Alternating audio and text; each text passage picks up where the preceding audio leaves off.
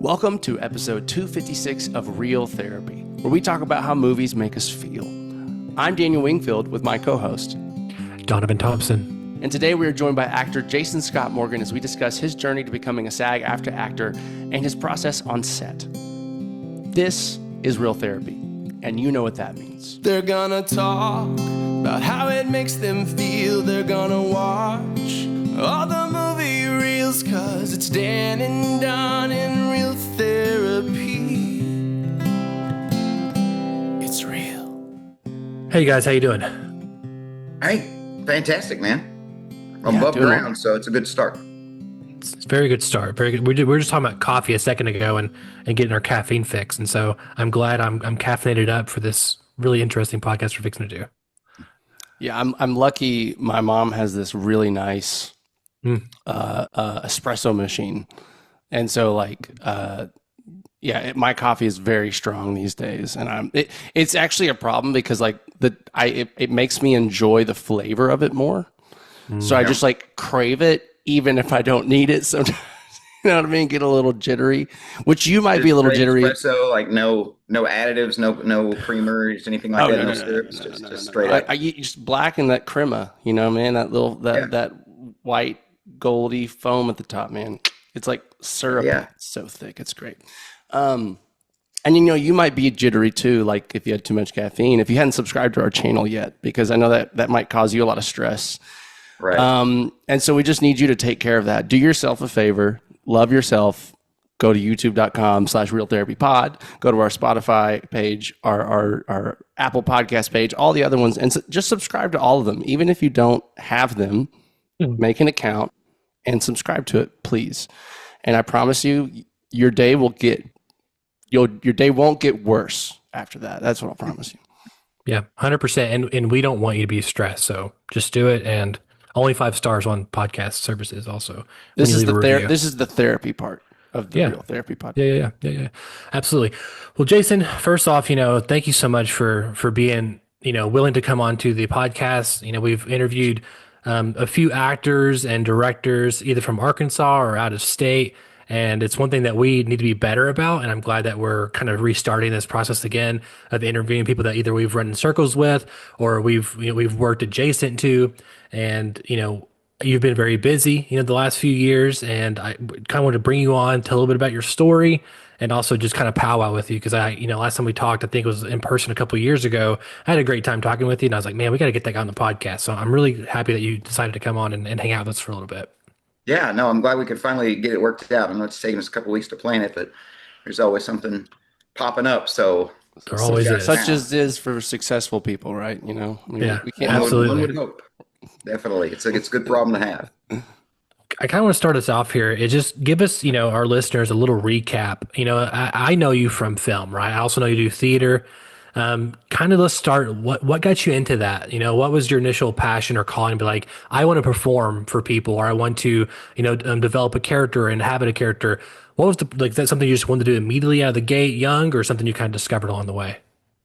I think that my earliest memory was maybe kindergarten. I played Santa Claus in the school, whatever production, a very small deal, but I think that's the first thing that I recall. And then going through grade school, junior high and such, I was in a gifted and talented class. And a lot of that required, we would do skits and things like that often. And I found I think it was my need to be the center of attention when I was a kid. I was the oldest of 4 children and all the other kids were daughters. So I had 3 little sisters and just me. And then there was always I guess there was a need to show out or perform or whatever. I had a tendency to get in trouble sometimes, in school, just kind of being a bit of an ass, kind of a class clown or whatever.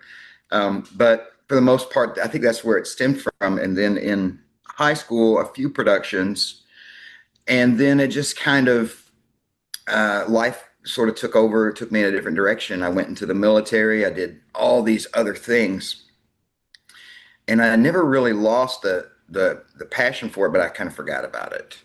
And I think I substituted for a while. That performance aspect was taken over by karaoke. Wow. So when my wife and we've been together 20 years now. When we first met, I was a karaoke DJ, and I loved singing. I loved, being in charge, all that, being a DJ in clubs, things like that, kind of the look at me, commanding the room, the presence and stuff. So I think there's always been something to it. And then in around 2011, I was running a board and card game trading store. And I've been doing that for about 10 years. It's Imagine Hobbies in Sherwood. And, we're selling Dungeons and Dragons, running magic tournaments, all that kind of stuff.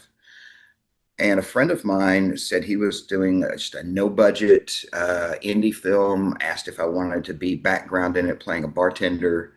And I said, sure, I'll give it a shot. And as soon as I got back into that kind of role, I realized how much I missed it.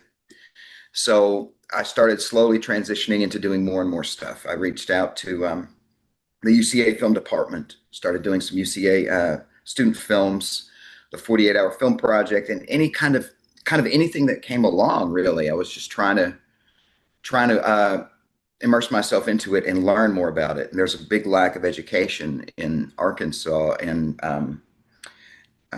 direction.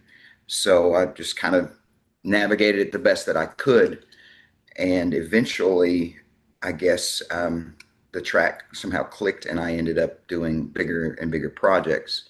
So, like features and no studio stuff yet, but larger scale projects. And I joined SAG-AFTRA because I became eligible on Antiquities.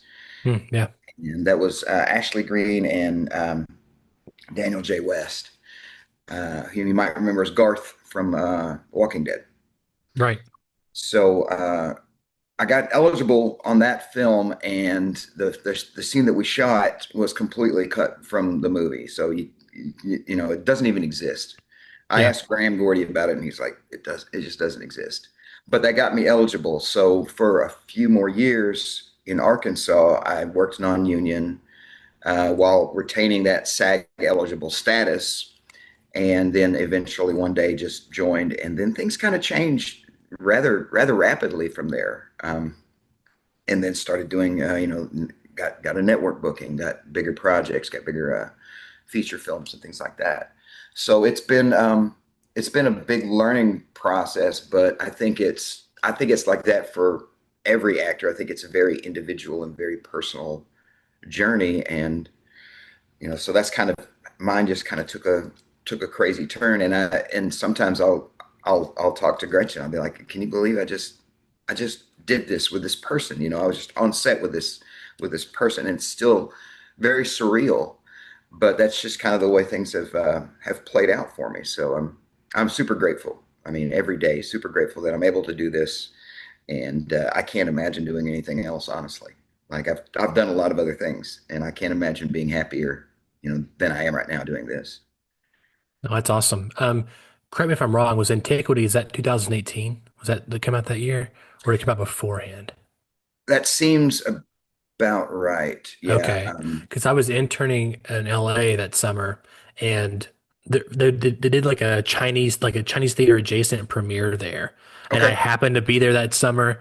And Graham was I TA'd for Graham for one semester, but Yeah. Graham wasn't there, but the DP was there. I can't think of his name. He's done tons of stuff. But I mean, you'll know him. I can't think of his name at the moment, but first time I ever met Gabe? him there. Maybe Yes, it's Gabe Mahan. Dave Yeah, Gabe Mahan? Mahan. Yeah. Yeah, yeah, yeah. And And so Catherine I met. Tucker, I believe, is his wife, and she's Yes, yes, one of the yes. leads of the Arkansas Cinema Society. Yeah. Absolutely, yeah. So anyway, that's the first time I saw that up there. But it was just cool seeing, Arkansas film happen to be premiering in LA the same time I Yeah. was there. Kind of weird thing there. But kind of going back to your journey, one thing I just kind of want to ask automatically here, you mentioned going to UCA films, doing 48-hour films. I've had a lot of conversations with a lot of actors in terms of when you're starting out, you kind of do almost anything. Like you're trying to, Mhm. like you said, get your feet wet, kind of understand the business side of it in terms of just how set protocol runs, those sort of things. Now that you've been on some, there's two questions here. One, now that you've been on some bigger sets that have, actual budgets, people, running multiple positions and departments, what's the big difference you see from these more indie film sets to the big sets? And then the second question is, do you think that once you cross that threshold into these bigger sets, is it an actor's responsibility in terms of their career? Should they should they still perform or still attach themselves to these smaller student films? Because what could it hurt? Could it hurt them in a way? Could it hurt them in their demo reel? They don't have to show it, but I'm saying, could it hurt them? Like, are they diluting their time and their process, or should they kind of stick with pursuing something bigger?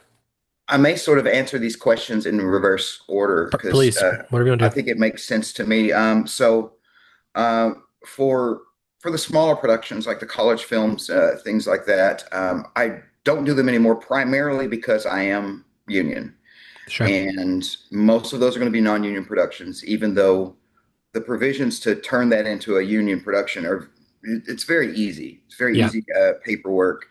Doesn't take much, and it doesn't even require any pay. But for me, at this point, I look at projects to see if it's going to help me, if it's going to be something that I can put in my reel, if it's going to provide me footage of something that I don't have, a character type that I don't have, if I'm going to be able to work with people that I love and respect, if it's financially feasible or profitable. If all those three things are together, then it's a win-win. It's obvious.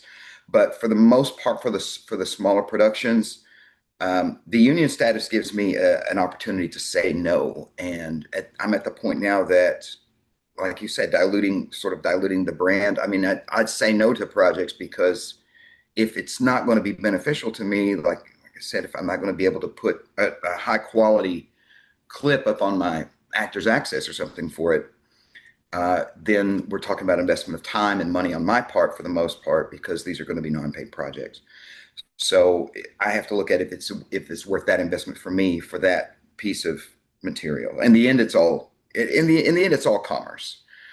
But as far as continuing to perform, as you said in the first part of it, I think that I think it's imperative to either be in classes or do, making short films or doing stage productions or doing something, cold reads with your friends, something, because there's a tendency for a lot of actors they'll get to a certain level, they'll have an agent, maybe even a manager, and then they'll kind of sit back and go, where's the work? Where's my auditions and stuff? And you have to put that work in yourself. And I think a lot of that comes from just the actual act of doing it. And, it's practicing just like anything else. If you want to get better, you continue to do it repeatedly, and you find people that are better than you to surround yourself with, to practice with. So the difference between like the large scale sets and the smaller ones, a lot of the things I've done, like Hellfire with Harvey Keitel and Stephen Lang, that's considered an indie film. Ick is considered an indie film. We just did Sovereign with Nick Offerman. That's an indie film. None of these are really big budget studio productions yet. And I feel like when I get to that point where I have to screen test for like a Marvel thing or something like that, then it's going to be a whole other level. But as of right now, there's something to learn on every single set, be it the UCA film or, going to shoot for Apple TV, which I just did. So there's something to learn. And I think one of my strengths is that from the very beginning, I tried to watch and see what everybody else was doing. I tried to learn all the positions. I tried to, say hi to the gaffers, learn how the lights work, thank the PAs, be like that, and keep the ego at bay and keep the learning channel open. So I have an appreciation for a lot of those things for those different positions. And because of that, I'm friends with like makeup artists on Instagram and things like that, because we hit it off. I'm the hair department, things like that. There's no, I guess the ego will get in your way, and it will stifle your career and your ability to learn and appreciate. So, Yeah, no, that's great to hear you say that. I mean, just on like a big picture or big person level, I hear like, when people talk about working with Tom Cruise, he's sitting there looking at, he knows he's been in the business long enough, and he's also been a producer and all these kind of things.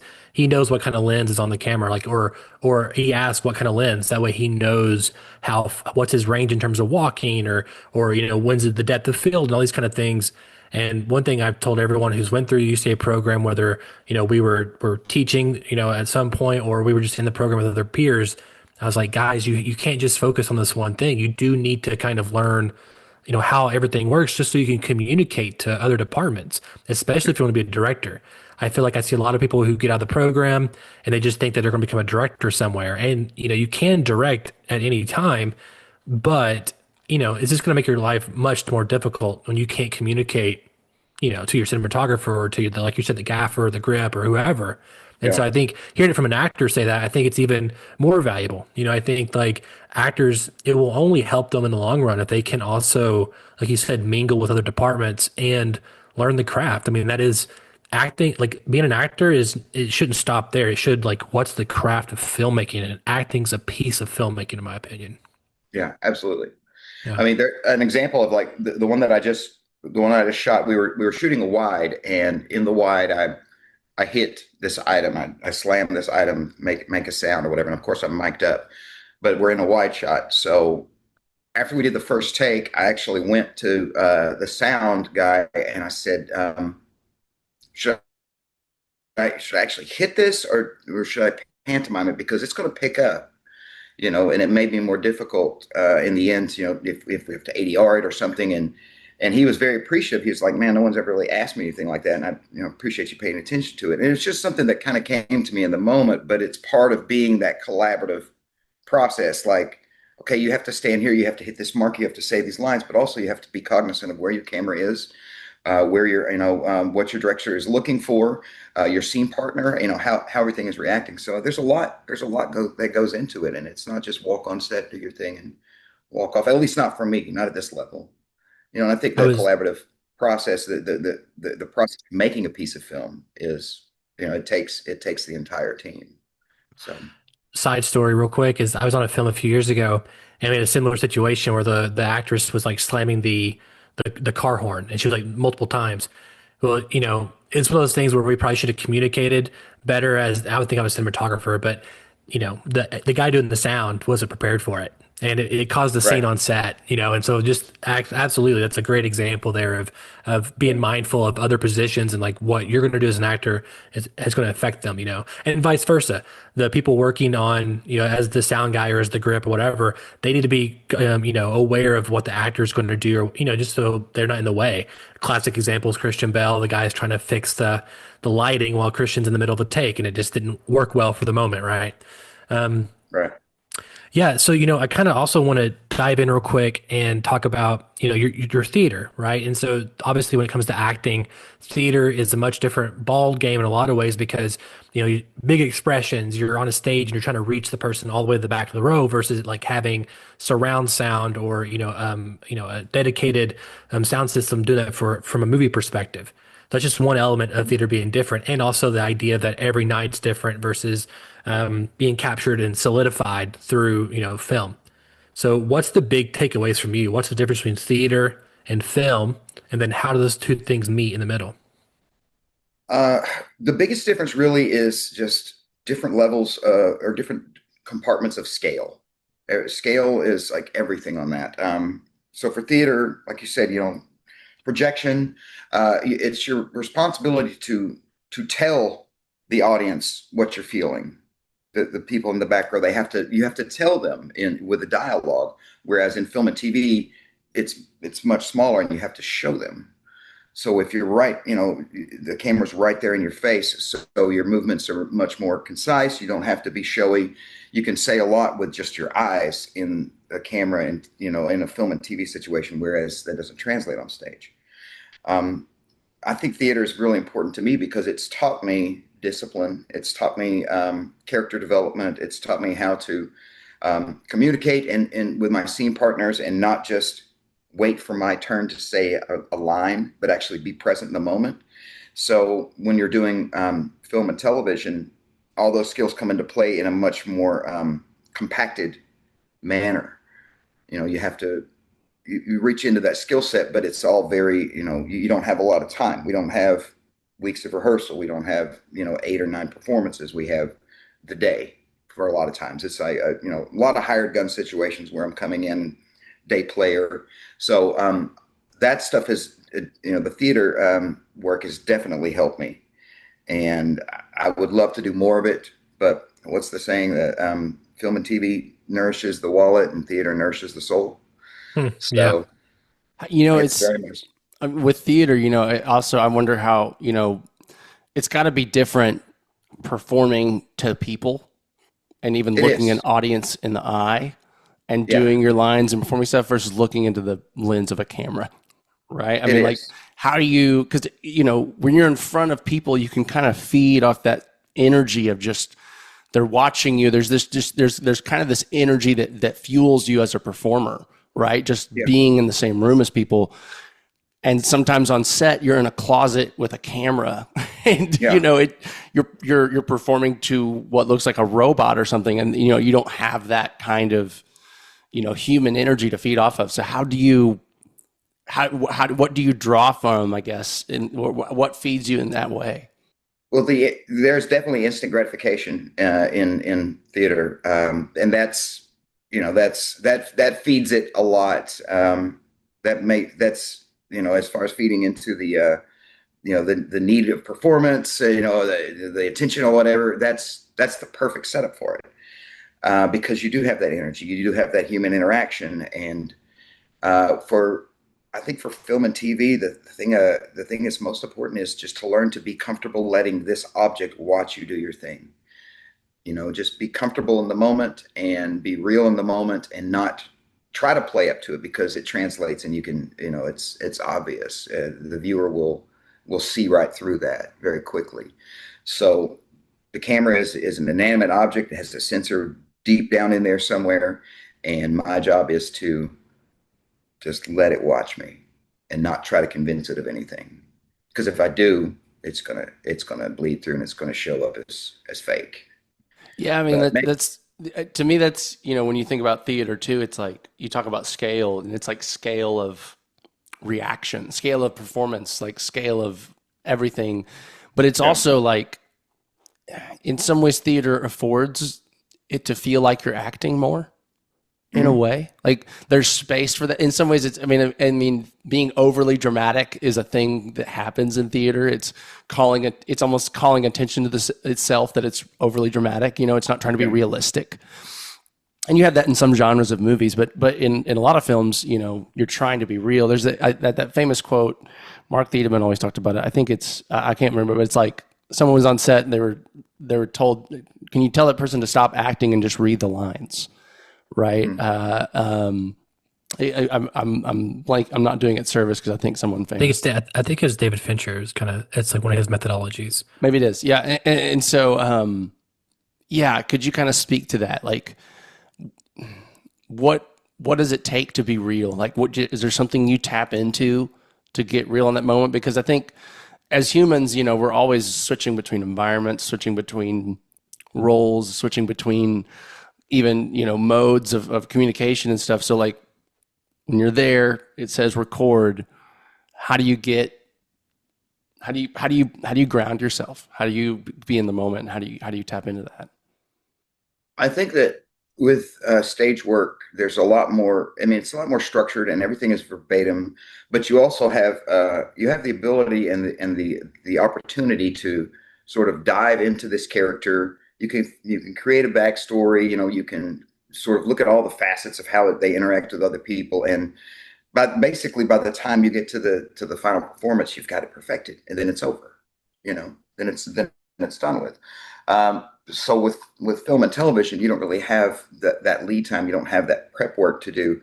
So for me, it's more about finding where I live within that character, what part of me resonates with that character, because it doesn't matter what the character is, who the character is. There's going to be something that I can find from myself in that character. And I think once I can kind of key into that, then that helps with the realism. That helps with the jitters and the imposter syndrome kind of can go at bay. And a lot of the things I've done in life will actually help translate to that. Like this guy is a pawn shop owner. I played a pawn shop owner in a film called Come With Me that hasn't been released yet, but it's Theo Rossi, Ron Perlman. We shot it in Biloxi, last year, I think. But as pawn shop owner, I'm like, okay, well, I've owned a card shop and I've dealt with the customers and stuff. So I sort of just kind of tapped into that. And then it was just another day at work for me. I was just behind a different counter, so it was finding something that I can kind of key in to the character and bring myself to it just makes it, that's the only way I can do it, actually. That's the only way I can make it work without it being completely fabricated, seeming, just fake. One of the things that I like to ask every actor or actress when I get a chance to is what kind of relationship do they like with the director? And speaking to film now, and I guess for me, it's always that balance of, do I want to come in with a very specific vision and open to ideas, or do I want to, like, hey, what's your thought process in the beginning before we even start, going, and then finding that together. There's a part of me, like the controlling part of me, wants to be like, I have a strict vision, like I've even done backstory for these characters, blah blah blah blah blah. What's your opinion? Do you like coming into it with a little more free reign and trying to find it in the moment, or do you like a director who has, like, no, you need to do it like this, like not necessarily feeding you lines or even feeding you Yeah. how to act, but has a vision for like what they're trying to accomplish? Uh, I think that I just like, I gravitate toward honesty. And I know that if I'm on the set, they've already seen my audition tape. They've hired me. They know they know that I fit within the parameters of the story that they're trying to tell in that specific role. So I kind of try to bring that. It's like a glorified callback, really. It's like, if it ain't broke, don't fix it. They saw something that they liked, so they brought me on board for this. So I I tend to think that no direction is good direction. Like, if I'm not getting notes, then I'm doing it right. But I want to know, like, if there's anything that I can do differently, or if the director wants to completely switch gears, I'm totally open to that.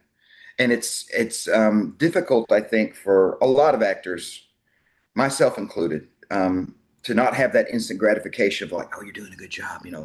But if they're being quiet and they're not giving you notes, take it as you're doing a good job, Yeah. because if there's notes being given, they may be to the DP, they may be to someone else, and if the director tells me, hey, I want you to, try this, or can we do this or whatever, absolutely.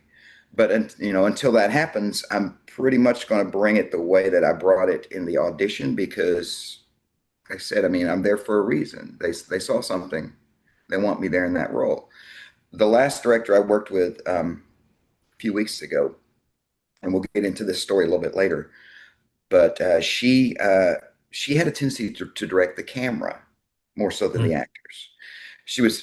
There was a little bit of frustration on the set that day, and because we'd done 15 takes or something of this Wow. scene, Yeah. something Like like crap. that. And of course, the imposter syndrome again. I'm like, oh, she hates it, but she doesn't want to tell me, and all this stuff, and all these things going through my head. When in actuality, it was just like, I want this lens for this shot. And once she communicated that with the DP and the team, then we're like, okay, so it has nothing to do with us. It's the same as not getting cast for something in the first place. There's a million reasons you didn't get cast, and they're not, most of them have nothing to do with you. So just, I like directors that will tell me what they want, and we can have a conversation about it, because it is a collaborative thing, and there should be mutual respect, and if we're working together, then let's work together and tell this story. And I want to help them tell the story the way they want it told. But again, that's probably the reason I'm there in the first place. It's because they think I'm capable of doing it. So, What kind of direction is the most helpful to you in terms of, like,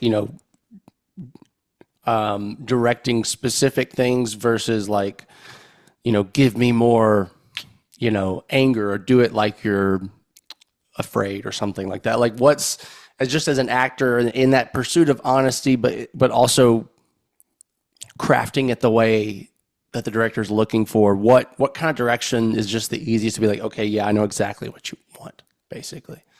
I mean, I think to save time and frustration on everyone's part, like, just the directness, just very direct, like, hey, I need you to like you say, be more this or walk more that or whatever, just like very specific, because I mean, if it's open to interpretation, I'm willing to do that, but I'm also fearful that my interpretation may be on the far end of the spectrum of what you're looking for. So that may cause more frustration. And then we have, then we're wasting time and we're trying to get over our feelings and all that kind of stuff.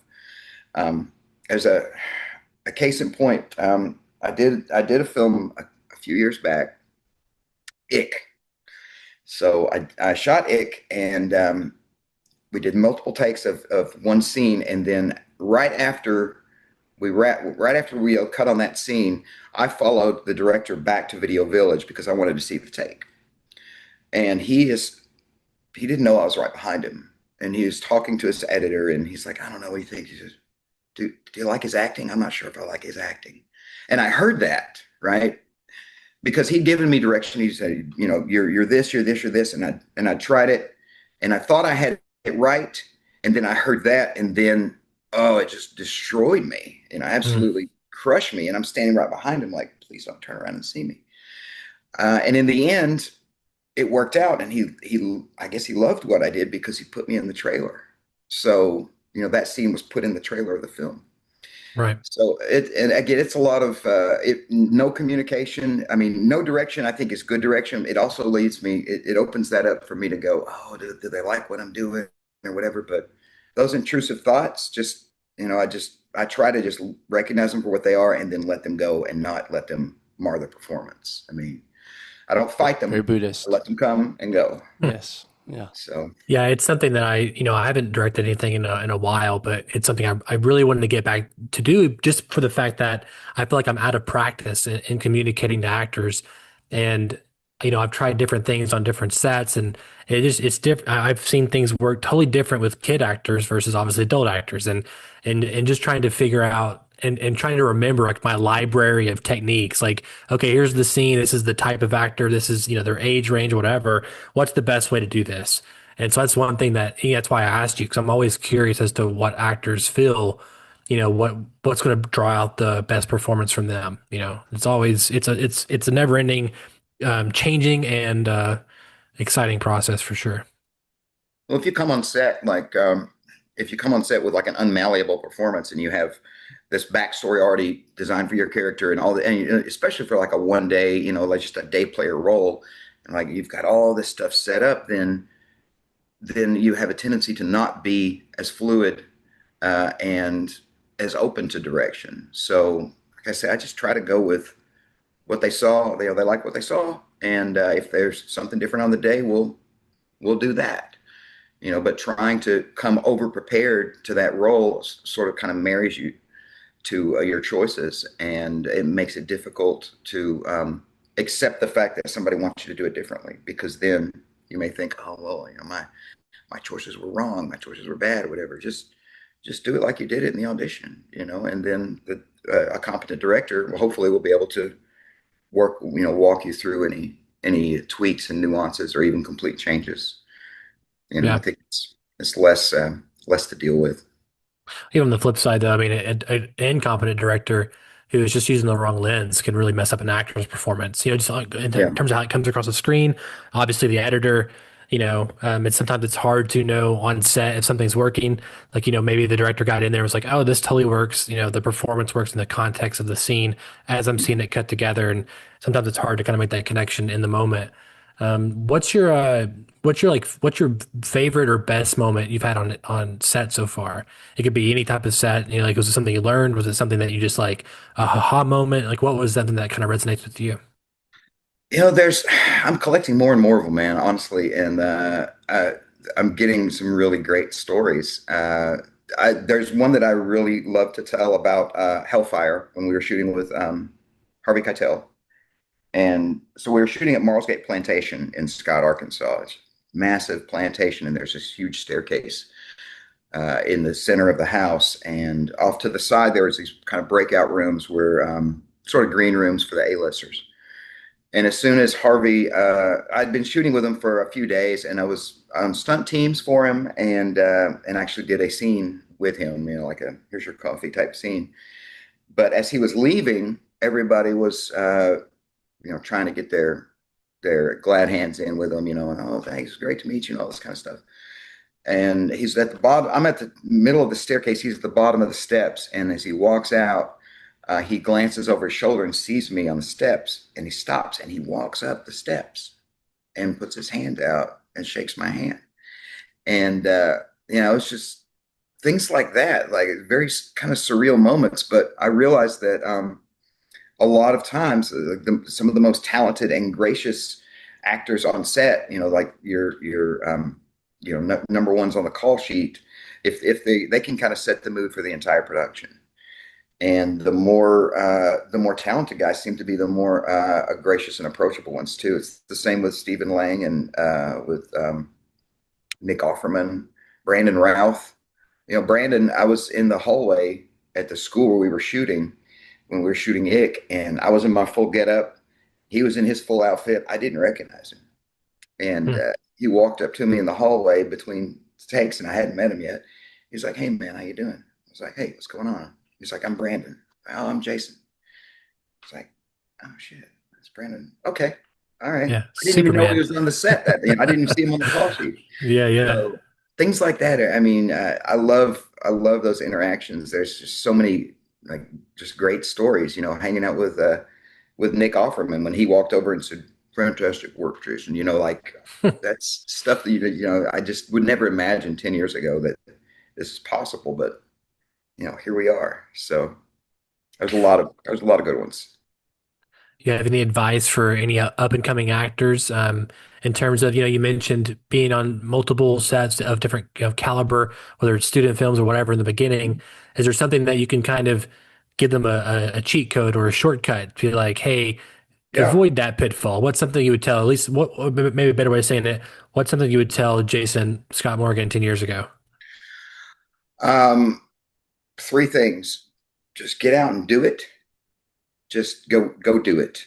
Um, it's okay to say no. There's a lot of strength in saying no, and no is a complete sentence. Hmm. And keep your eyes open, learn from everyone that you can, and ask questions. If something doesn't seem right, like a predatory casting call or something, which we've had our share of in Arkansas, and I'm sure everywhere else. If it doesn't seem right, maybe trust your intuition, because your intuition is there and it responds to, it's responding because something is wrong, and it's always in your best interest. So you get something from like 99 or any of these casting companies that just flood Facebook with their stuff, or even local productions. Ask questions, get in some communities and ask people, vet everyone before you go on set, before we've had these horror stories of these local actresses that have been auditioning for projects, and then all of a sudden they'll get an email saying, we're going to need to see bikini pics of you also for this, just in case. Just email them to us. And that's real. That's local guys that have done that, and we try to Yeah. call them out every chance we get. And that's very predatory behavior. And people that are especially those that are new to the industry, are more susceptible to it because they are hungry. They are willing to do whatever, to a degree, just to get kind of started. But like I said, it's okay to say no. And you get to a point where you can say no, and it feels good, and you're saying no for the right reasons, because it's not a project that you need, or anything that's going to be viable for you or further your career. But especially in the beginning, it's difficult. But yeah, asking questions, learning as much as you can, and just getting off your ass and going and doing stuff. People say, "How do I get started?" I say, "Same way I did. Go get started, man. Get in I'm there." going to put on a t-shirt that says no is a complete sentence. I want that on a t-shirt now. It's a great line. It is, and it Yeah. says everything. I think it's So a great line. What do you have coming down the corner, Jason? Like what's anything you could talk about or tease with this, or what's yeah. something even besides acting? Are you wanting to direct more, or I mean, what you thinking?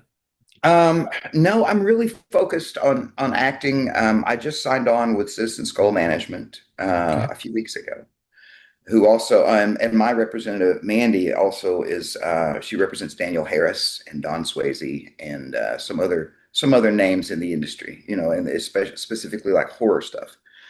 I'm more I'm more inclined to go for like fantasy and horror type projects because that's what I resonate most with. That's the kind of Hmm. shit that I like to watch. I've been reading a lot lately I read for Yellowstone, Y Marshals.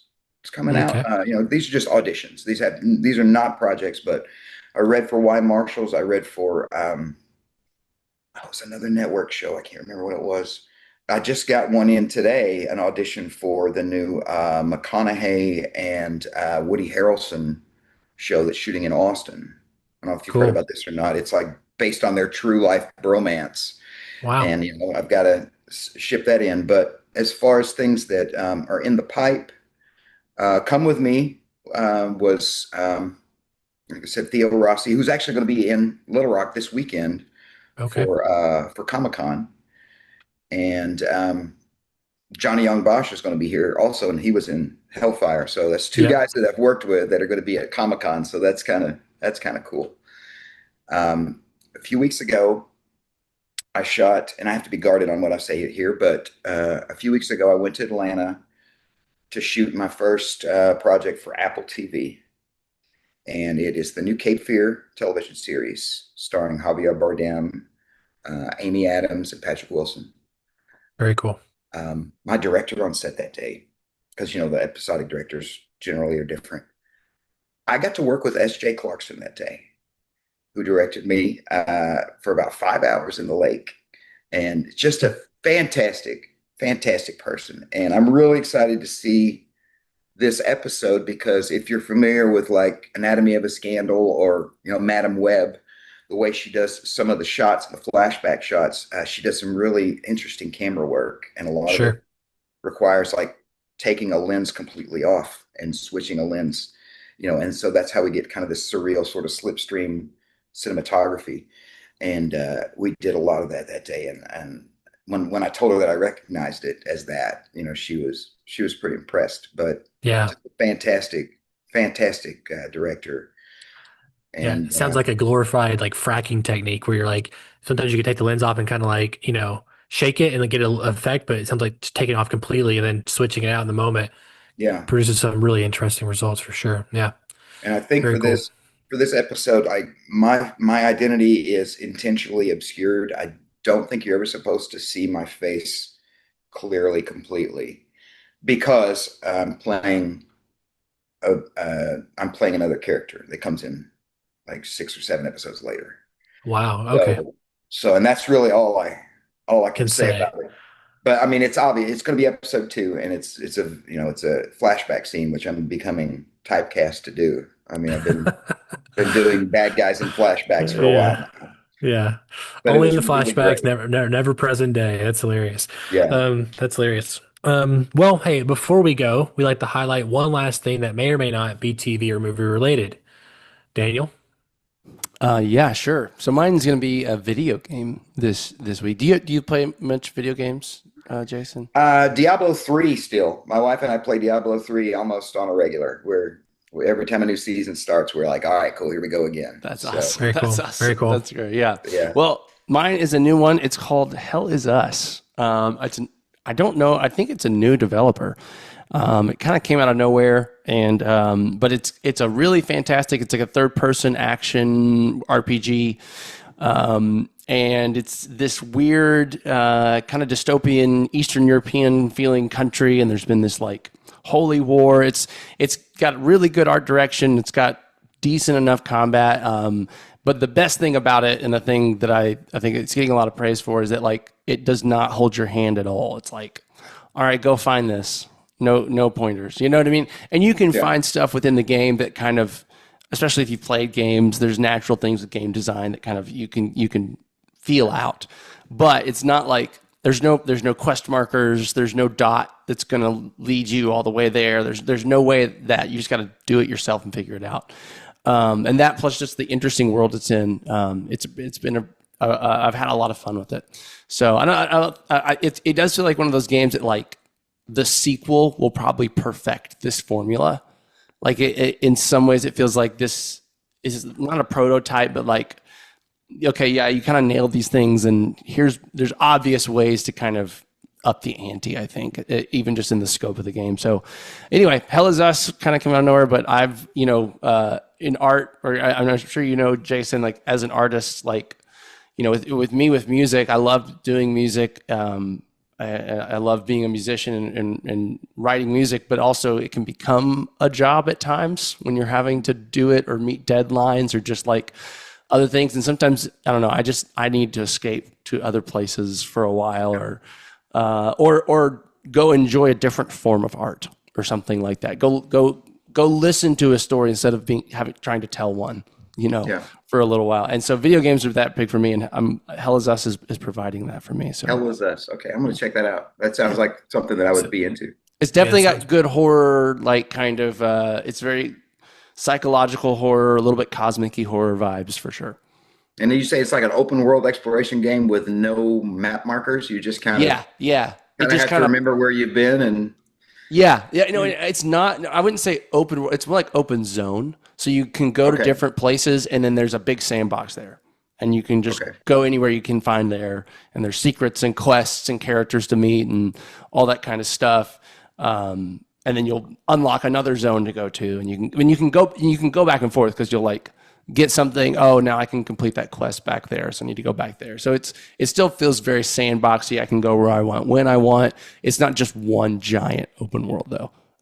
Which I think sometimes overtones. Is nice. Yeah. Say what? I'm sorry. It all has like big horror overtones on it. Oh yeah, no. It's like, for one, it's like this, like it feels almost like a post-nuclear disaster kind of world. It's dark everywhere. Like it's like the night. The day it's not light very often during the day, or like it just is very cloudy and like dark, gloomy, like almost like nuclear fog kind of thing.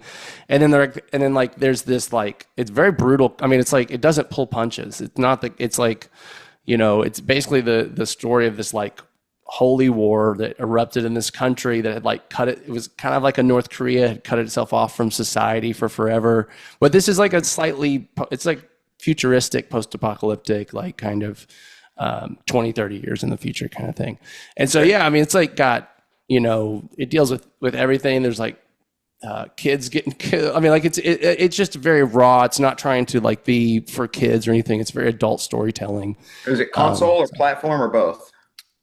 I know it's on console because I'm playing on Xbox. But I think it's on all the consoles and stuff. Okay. But yeah, no, it's and I don't think it's going to be too long. It's probably like a 20, 25-hour game. Not like, don't have to play for 2 years to beat it. So I'm having fun. We'll see. The story is, it's not like blowing me away. I'd say the world and the environment is the biggest thing. And the little stories you find everywhere are really interesting. Okay. That's awesome. I'll check it out too. Jason, what's your before we go? I just wanted to share something I think you would definitely appreciate. I know it's not 66. Yeah, but it there is we a go. Claremont signed That's awesome. 14. And that one and another one. This is my favorite, I think, right now.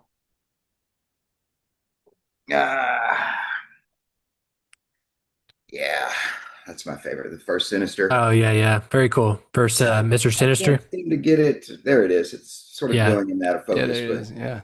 Was it you that I bought the first appearance of Gambit from? See that TV behind me? Oh, is that my TV? Yeah. Okay. Traded?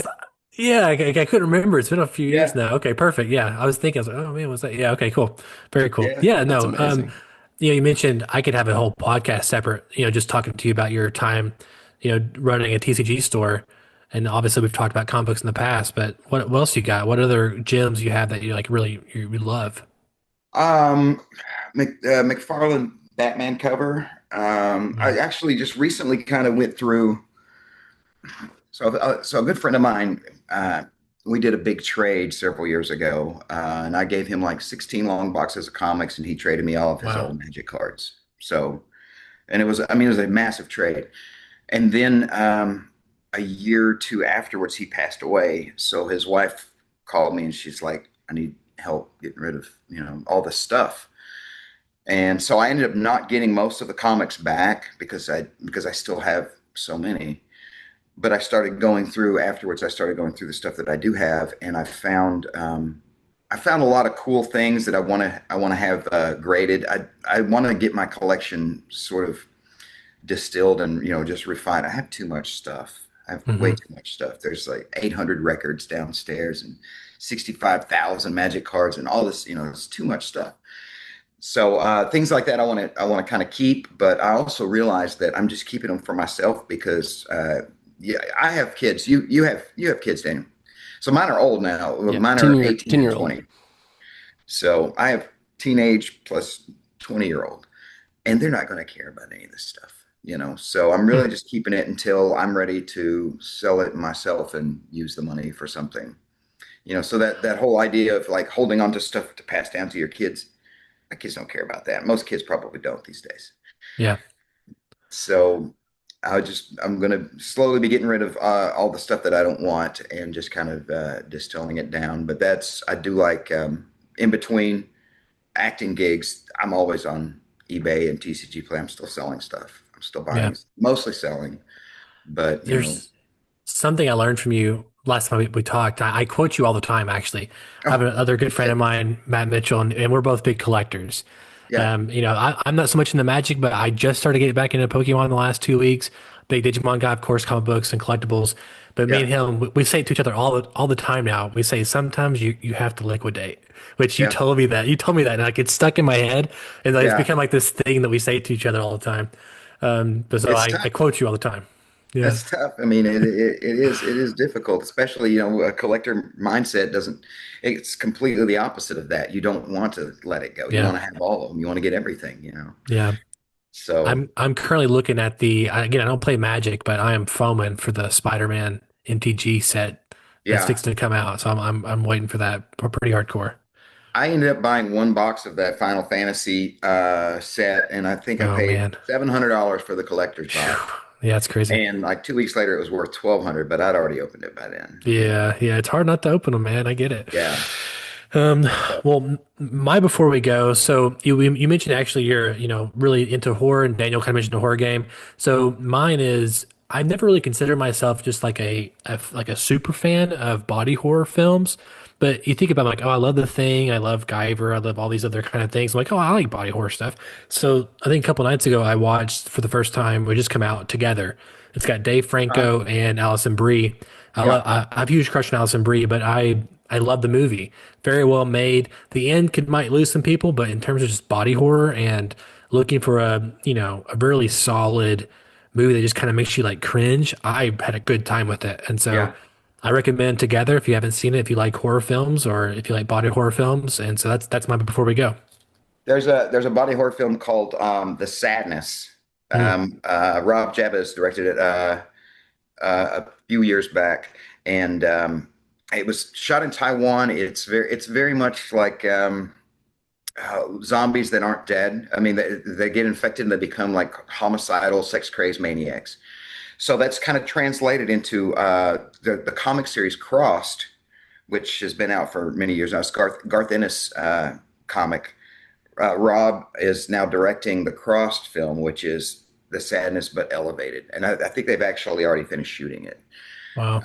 So that's something to check out. Crossed, I think it's coming on Amazon. I think it'll be an Amazon Prime movie. I think it's made for Amazon, Okay. but for body, I mean, it's very brutal, Yeah. brutal type stuff. It's Like hard for me to watch sometimes. I'm just like, guys that are oh having man. sex with dolphins and stuff like that. It's Oh just wow. Okay. crazy, Yeah.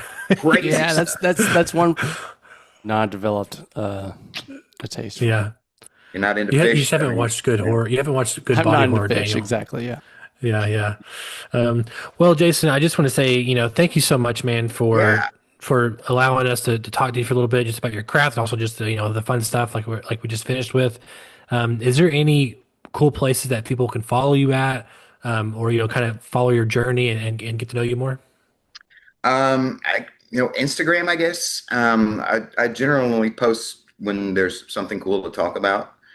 Um, so, So you're you the know, best kind of Instagrammer, is what you're trying to tell me. yeah, I just like, here's the thing, when I Yeah, when I finally sit down and make a reel, with all the stuff, there we go.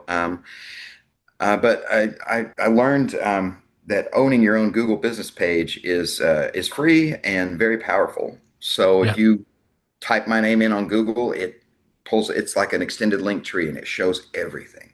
Yeah. And then I can control the content and the flow and that sort of thing. So rather than have my own separate website, which is difficult, most casting directors, they don't care about that. They'll use Actors Access for my information, or maybe type me, if they put me in Google, there I am.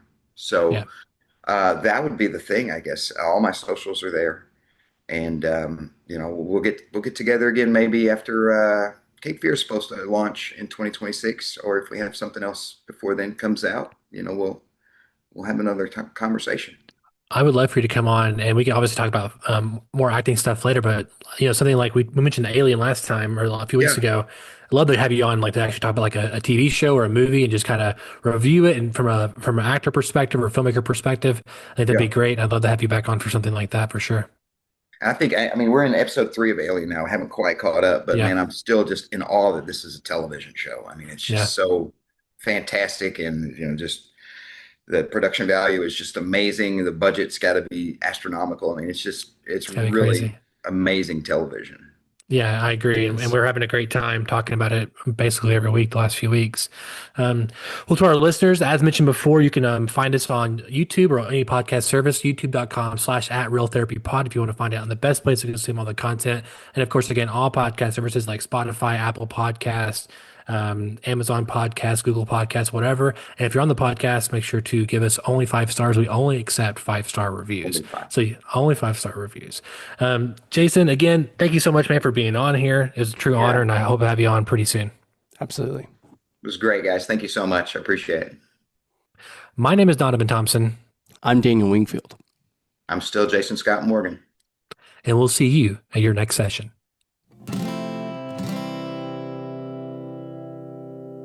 Real Therapy is brought to you by 241 Studios and viewers like you. Thanks for stopping by. Remember to tune in every Friday at 3 p.m. for a new session with Daniel and Donovan. And remember, they're gonna talk about how it makes them feel. They're gonna watch all the movie reels, 'cause it's Dan and